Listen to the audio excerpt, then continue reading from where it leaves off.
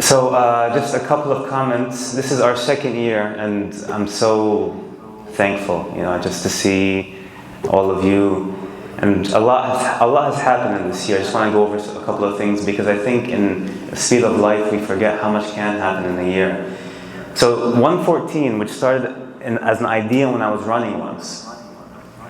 This year we've had people take part from Palestine, Australia, Egypt, Turkey, United Kingdom, to name a few. Whereas most people, when I told them the idea, told me no one's going to want to memorize.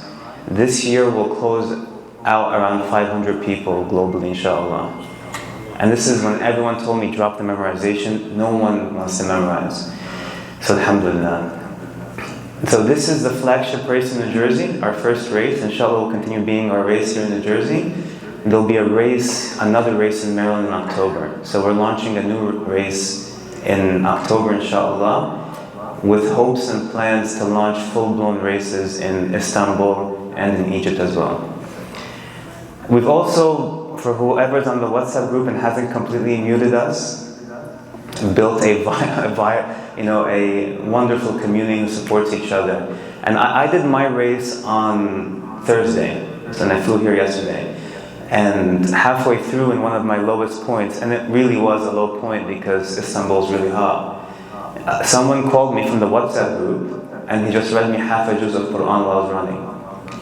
And that changed everything. We have a really wonderful community. Sister Christina has launched a 114 book club, which is inshallah going to be wonderful. We have Ramadan challenges that we do during Ramadan.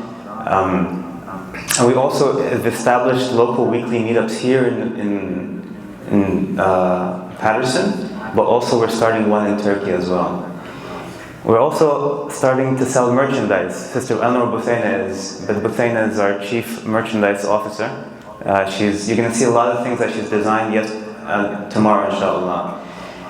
And last but not least, so we do really three things. We do the challenges, we do community, and the last thing that we do is content. And the content I want to highlight is this, amongst all of the other content we create. This hifz guide took two people who do not want their names mentioned 1 year to do. And this guide was reviewed by some of the top Qur'an scholars in the world, from Sheikh Masrawi in Egypt to others around the world.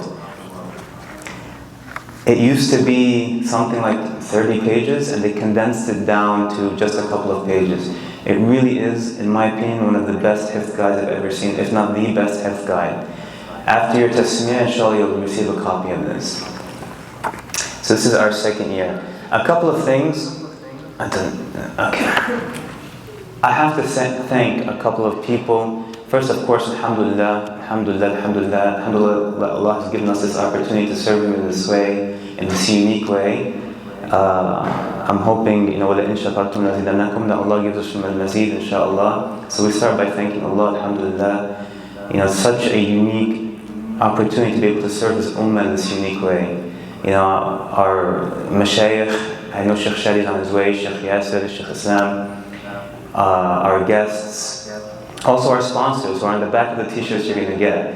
We've partnered up with Prophetic Living, a organization near and dear to my heart. I love the founder like a brother. Thank you for laughing. These guys are generous. Those who showed up having just memorized a couple of ayat, that is okay. There are some who in the first race didn't do great in the tasmiyah, and then the second race did fantastic. Just let this be the beginning of your journey. And inshallah, I'm hoping the fun run that we do tomorrow hooks our younger generation. Just a last reminder before I hand off to the mashayikh, a reminder of why 114 exists. We want to create challenges that inspire us to change. This is human nature. If there's a challenge in front of you, you're inspired to change. If you register, that's why people don't want to register, because it becomes real. So we want to create challenges that inspire us to have to change our behavior. But also, our tradition, despite what you read on Instagram about, the hustle culture and all of this stuff, to pull yourself out of bed at 5 a.m. or 4 a.m., We are a tradition of suhbah, of community. We make each other stronger. Our Prophet had sahaba. Our Prophet had support. Our Prophet had the support of his loving wife, Khadija, in the beginning. So we are trying very hard to also create a community of people who want to inspire each other for hifz and inspire each other to do greater things. So we create challenges, and we create community. We create content. So those are the 3 C's of 114. Challenges, content, and community. But the point of all of this is not the race. It's not to get the medal tomorrow, although the medal is awesome, inshallah. The point is who you become in achieving in these challenges. So in order for you to run 5K, 10K, a marathon, 50 miles, or a new race for next year, 100 miles, or memorize Al-Mulk, Yasin, Al-Kahf, Al-A'raf, Al-Baqarah, or the final race, which is Al-Baqarah, Al-Imran, Yasin. You have to change who you are. You have to start certain behaviors. You have to start exercising and eating right. And you have to stop certain behaviors, watching Netflix and all of that kind of stuff. So you have to change who you are to become an athlete.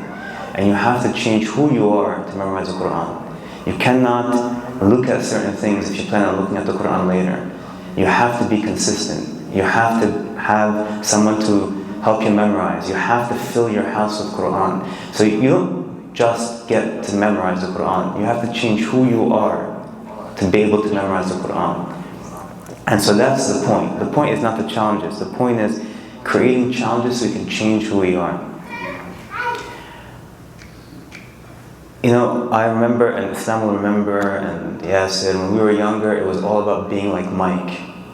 Our younger children want to be like Messi. Want to be like Messi? Yeah. Exactly. And then the older ones want to be like Musk.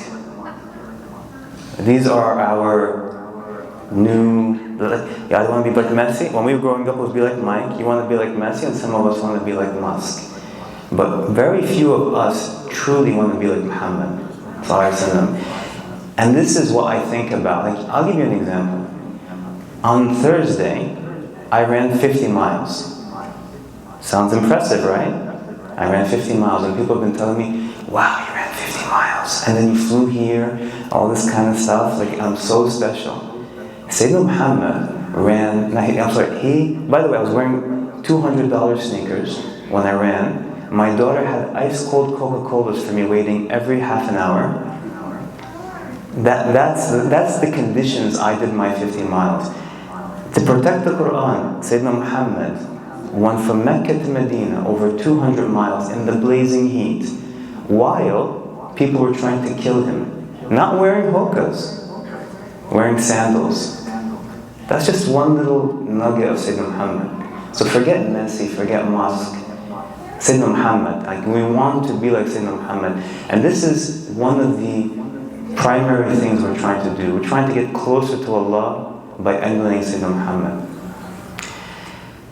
And with that, I make dua that Allah gives us strong bodies that house clean hearts and the strength to conquer our nafs, inshallah.